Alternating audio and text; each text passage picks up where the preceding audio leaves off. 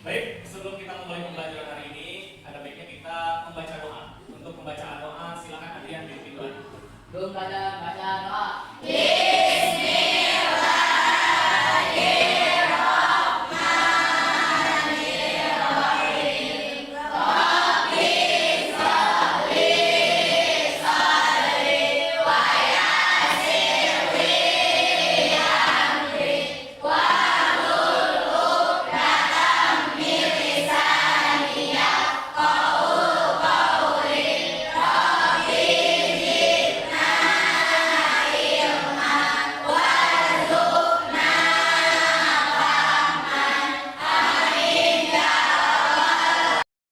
Baik, Bapak absen terlebih dahulu.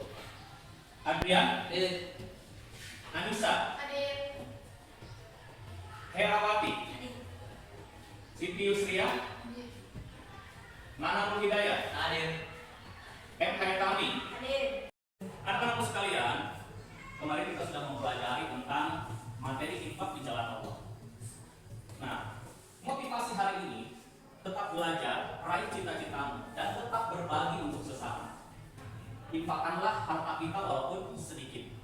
Jangan ditahan-tahan untuk menginfakkan harta kita. Nah, infak di jalan Allah dengan submaterinya apa? Ada tahu? Isi kandungan surat Al-Fajr ayat 15-18. Oke, terima kasih ya. Jadi kemarin kita sudah mempelajari tentang isi kandungan Quran surat Al-Fajr ayat 15 sampai dengan 18. Nah, sebelum kita ke pembelajaran selanjutnya, Bapak mau bertanya dulu, ada yang masih ingat atau masih hafal apa bunyi dari Quran surat Al-Fajr ayat 15 sampai dengan 18? Ada? Oke, silakan Putri.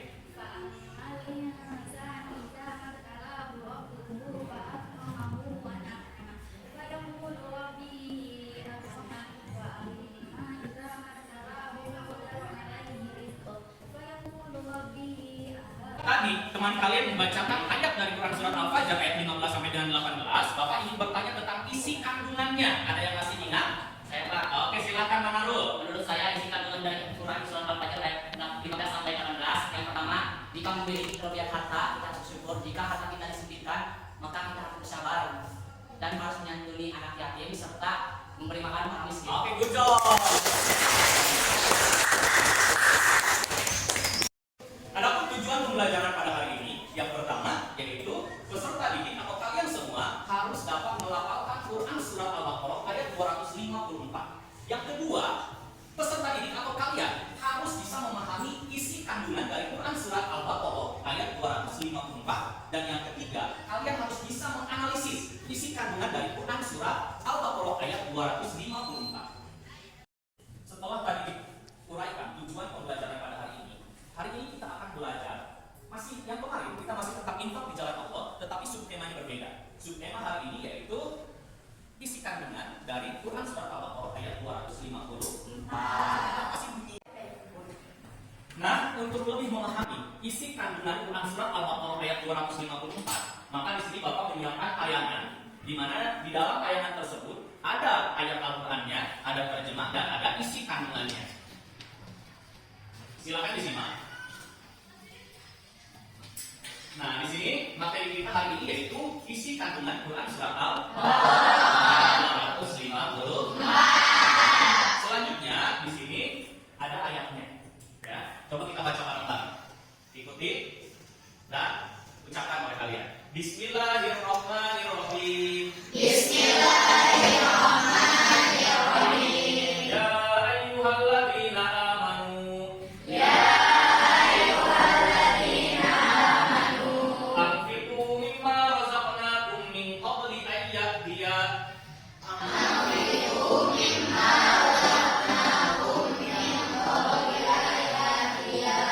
yaumun la bainun fihi wala khullatun wala syafa'ah.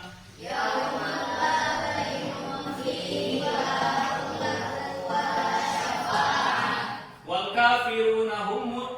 Adapun terjemah dari Quran surat Al-Baqarah ayat 254, wahai orang-orang yang beriman, infakkanlah sebagian dari rizki yang kami berikan kepadamu sebelum datang hari di mana tidak ada lagi jual beli, tidak ada lagi persahabatan, dan tidak ada lagi syafaat. Orang-orang kafir itulah orang yang zalim. Nah, sebelum datangnya hari akhir. Di mana pada saat hari akhir tersebut sudah tidak ada lagi yang namanya sahabat, sudah tidak ada lagi yang namanya keluarga, sudah tidak ada lagi yang namanya besti-bestian gitu. Karena pada saat hari kiamat tiba, mereka sudah panik semuanya dengan amal perbuatannya masing-masing. Makanya di saat kita dikasih kesempatan untuk berinfak, maka infak. Anak-anak sekalian, materi kali ini yaitu tentang infak dan sedekah. Bapak akan kaitkan dengan moderasi beragama. Apa sih itu moderasi beragama? Moderasi beragama itu saling menghargai atau seimbang terhadap agama-agama lain. Menghargai agama lain selain agama Islam. Coba contohkan sedekah kepada non-muslim seperti apa sih? Coba. Contohnya seperti bersenyum dan ramah kepada orang non-muslim. Oke, memberikan senyuman ramah itu juga berupa sedekah kepada non-muslim. Yang kedua, adalah contoh baik. Erawati silakan. Memberi hadiah pada muslim. Memberikan hadiah kalau misalnya mungkin ulang tahun ya kepada non-muslim itu juga berupa sedekah. Yang ketiga mungkin ada contoh lain. Saya Pak. Coba Risma. Memberikan uang kepada non-muslim yang terkena musibah. Memberikan bantuan kepada orang-orang non-muslim yang terkena. Setelah kita membahas beberapa materi tentang isi kandungan Quran surat Al-Baqarah ayat 254, Bapak ingin menugaskan kalian untuk membuat suatu proyek. Apa itu proyek? Proyek itu seperti pekerjaan yang harus kalian lakukan, kayak praktek gitu ya. Praktek. Nah, proyek hari ini Bapak ingin kalian membuat video, di mana di dalam video tersebut kalian memuat pembacaan Quran surat Al-Baqarah ayat 254, terjemahnya juga dibacakan dan juga isi kandungannya dari Quran surat Al-Baqarah ayat 254. Di sini Bapak sudah ada LKPD, di mana LKPD ini kalian akan isi. Jadi masing-masing kelompok akan Bapak bagikan LKPD-nya. Di dalam LKPD ini ada bahan bacaan, juga ada tugas-tugas untuk pembuatan video yang akan kita laksanakan dalam suatu proyek. Baik, Bapak bagikan dulu untuk kelompok 1, kelompok 2, kelompok 3, dan kelompok 4. Baik, LKPD ini sudah dibagikan untuk masing-masing kelompok. Silakan buka tugas di bahan diskusi. Di sini kalian buat jadwal proyeknya sesuai yang kalian inginkan, mulai dari tanggal hari ini sampai 2 minggu ke depan. Silakan dikerjakan tugasnya, diskusikan bersama teman-temannya. Di pembuatan video pembacaan Quran, pembuatan video editnya di mana, hari apa editnya, hari apa mau diselesaikannya.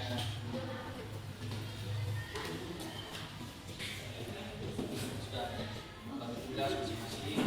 Selanjutnya mulai syuting, mulai rekam video. Diskusi bersama teman-temannya.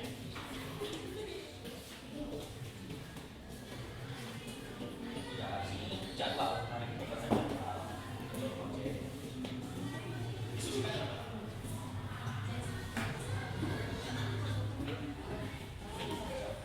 Yang lain ikut diskusi dong. Tetap diskusi.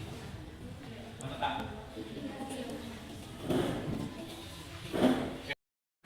Untuk menguji daya critical thinking kalian, Bapak akan menanyakan satu pertanyaan nih. Menurut kalian, elok tidak orang-orang meminta infak atau sedekah, contohnya misalkan untuk pembangunan masjid, tetapi meminta sumbangan atau infak itu di tengah jalan raya? Setujukah kalian? Ini silahkan. Kenapa? Oke, setuju Dini karena nanti banyak orang yang berinfak tanpa harus diketuk pintu rumahnya, gitu ya? Ada lagi? Saya Pak. Oke. Saya tidak setuju. Oke, kalau Putri tidak setuju, kenapa alasannya? Karena bisa mengganggu lalu lintas. Karena bisa mengganggu lalu lintas. Karena itu adalah fasilitas umum ya.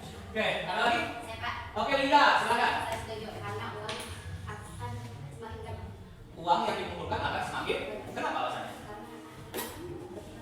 Karena banyak orang yang lalu lalang. Oke, ada yang lain? Saya Pak. Oke, Halimatu Syadia, silakan. Saya setuju dengan Putri karena itu mengganggu lalu lintas.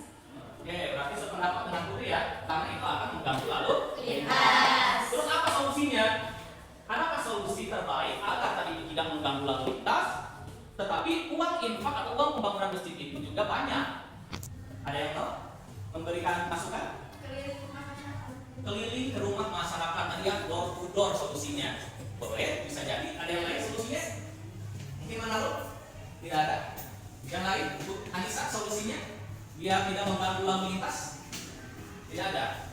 Oke, terima kasih ya. Jadi mungkin solusinya tadi Putri menyebutkan bahwa meminta sumbangan atau misalkan infak dari warga itu harus door to door atau keliling ke rumah agar tidak mengganggu fasilitas umum.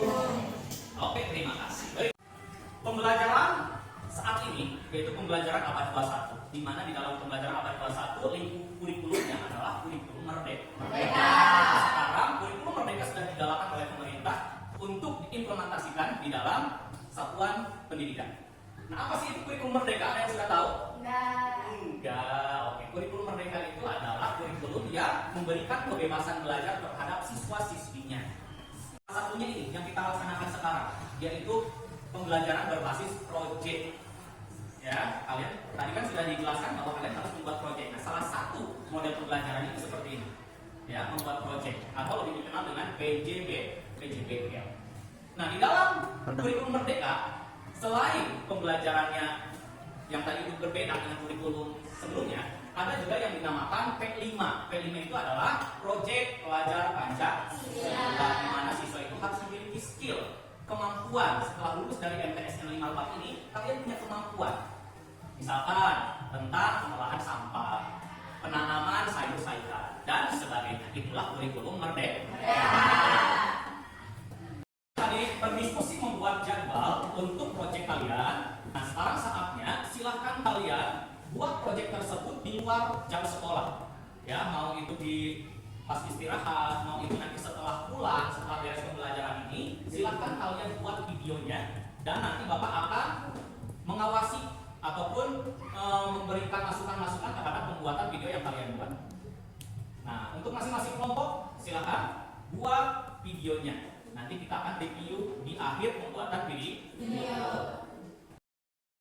Assalamualaikum warahmatullahi wabarakatuh. Anak-anak sekalian, sudah saatnya kita di sesi penampilan video. Artinya kalian akan menampilkan hasil proyek kalian yang sudah kalian buat selama hampir 2 mingguan. Ya, jadi hari ini kita akan mereview video kalian. Sejauh mana video kalian, apakah bagus, apakah masih kurang, nanti kita review bersama. Nah, di sini yang pertama kali akan mereview hasil proyek berupa videonya yaitu kelompok 2. Ya, jadi kelompok 2 silahkan nanti tampilkan video yang sudah kalian buat, juga laporan hasil pembuatan videonya. Dipahami? Assalamualaikum warahmatullahi wabarakatuh. Waalaikumsalam warahmatullahi wabarakatuh. Perkenalkan, kami dari kelompok 2 mempresentasikan hasil proyek Al-Quran Hadis berupa video tentang isi kandungan Quran Surat Al-Baqarah ayat 254. Selamat menyaksikan. Ini banyak bawah.